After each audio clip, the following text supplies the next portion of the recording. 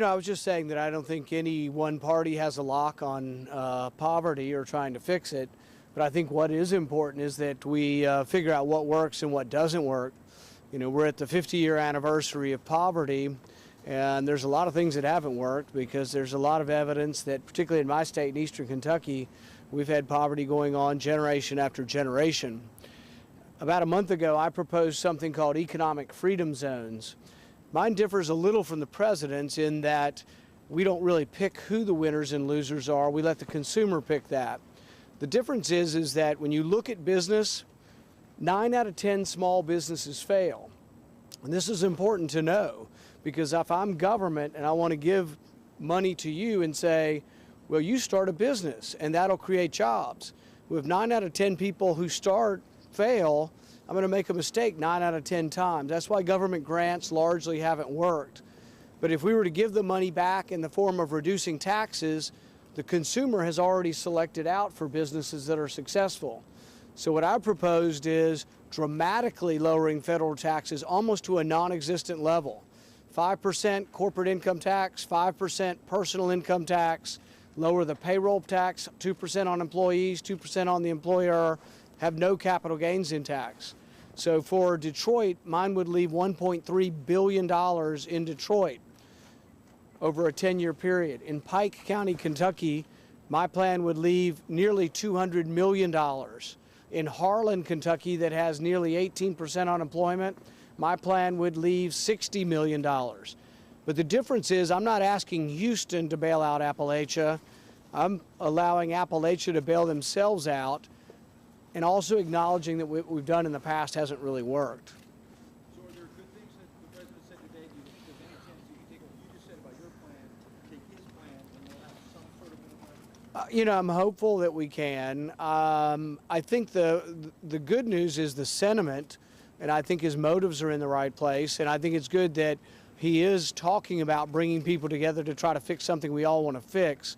The only concern I have is that some of the thoughts as far as government grants aren't new ideas. And I'm not saying I'm opposed to what he's doing. I'm just concerned that it's not enough and that it isn't different from what we're doing enough to have the effect that we all want.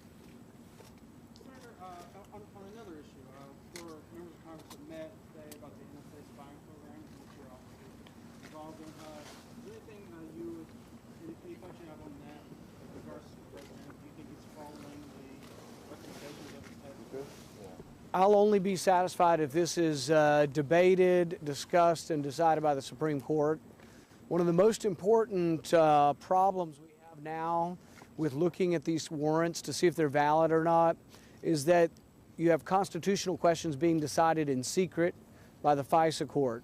I think that goes against what America stands for, and I think you have to have them decided in open court. So I've been working hard to make it easier to contest a FISA warrant and to make an easier avenue to get that into an appellate court and ultimately the Supreme Court. I think no matter what happens, within about a year we will have a case, whether it's my case or others, there will be a case that makes it all the way to the Supreme Court on this. Did you get a chance to talk to the president about this?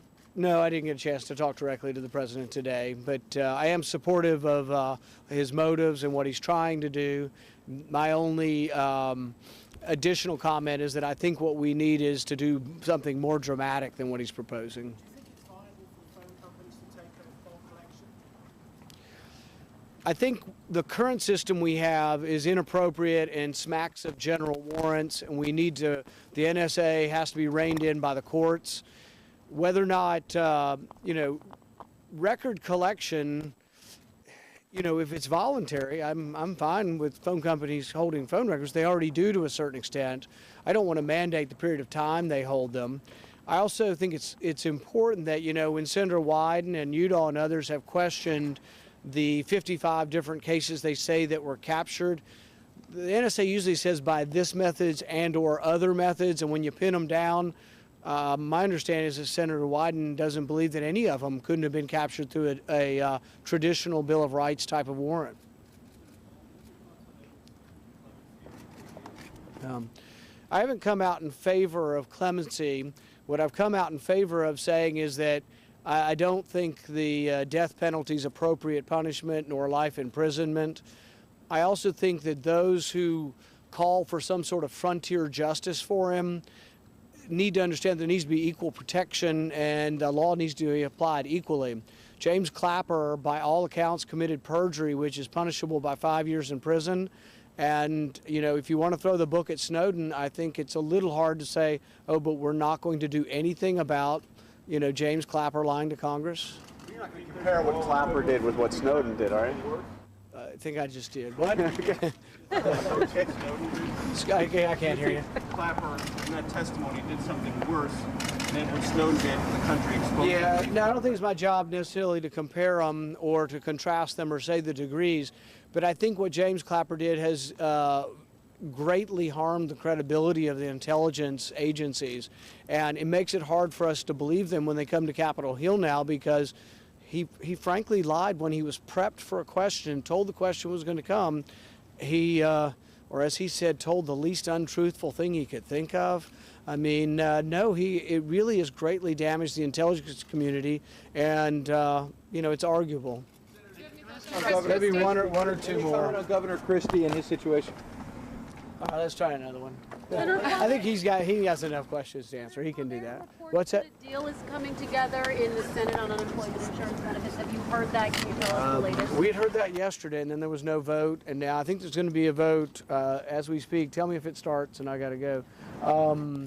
The fact that we're voting now, I don't think there is a deal that I know of, but I don't know exactly whether there'll be a deal or not. I think the Republicans, my understanding, the Republicans who voted to get the process started are, I think most of them, uninclined to vote for it unless it's paid for. Senator, in another matter, on the IRS situation, today Darrell Issa had sent a letter regarding that a contributor to the president and the Democratic Party is leading the investigation at the Justice Department. Do you have any thoughts on that? That's something that you've spoken quite a bit about. You know, they say the fox isn't good to guard the hen house. The fox is probably not good to investigate the hen house either. Now, I think these investigations need to be done by independent people outside of the administration. It's sort of like, and this is a fundamental misconception, I think, sometimes of the president on a lot of things, that he thinks that, for example, due process can be performed with flashcards and a PowerPoint presentation and a bunch of NSA attorneys. That's not due process. It's also the problem with the FISA court. That's not due process either. A fundamental part of due process is you find truth through an adversarial process. You have to have people on both sides. I can do one more and I got to go. I was going to try to get you on Christie. Really nothing on anything besides that. You know. What's that? The progress on the budget. January 15th is quickly approaching. Yeah. I think the problem's largely, you know, solved, you know, on the budget process, you know, with the Ryan Murray thing. I don't think, my prediction is, and I can't guarantee this is going to happen, but my prediction is there will be no more fighting. Peace is going to break out, and no, I'm serious about this. And we're going to, you know, talk about Obamacare till 2014. I think that's what's going to happen. Both sides of Pennsylvania Avenue now? The reason I'm pessimistic towards there being, I think there needs to be some restraint on spending, that we shouldn't raise the debt ceiling without budgetary constraints. But the Ryan Murray budget just gave up on the budgetary constraints that we did have. So it'd be, people say, well, are we going to have a big fight over raising the debt ceiling? Well, why would we? We just gave up all budgetary constraint with the Ryan Murray plan. So I don't see all of a sudden they're going to say, oh, we're not going to raise the debt ceiling. What are we going to do? Oh, let's get the sequester caps back. Oh, we just gave those up. So what would we possibly demand for not raising the debt ceiling since we just gave up on the sequester caps? So I'm pessimistic that there will be budgetary restraint.